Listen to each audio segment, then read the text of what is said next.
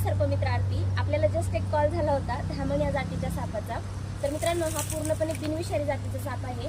या सापाचे जे मुख्य खाद्य आहे ते उंदीर, बेडूक आणि सरपटणारे काही रेप्टाइल्स, त्याचप्रमाणे पक्ष्यांचे अंडे वगैरे सुद्धा हा साप खातो।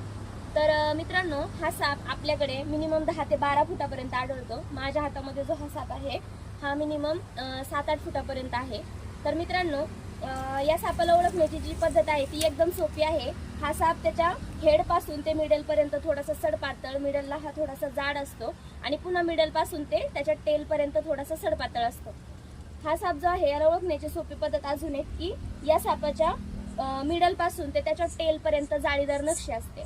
मित्रांनो, काही लोक ह्या सापाला नाग समजून मारण्याचा प्रयत्न करतात, पण नागामध्ये आणि ह्या सापामध्ये खूप जास्त फरक आहे।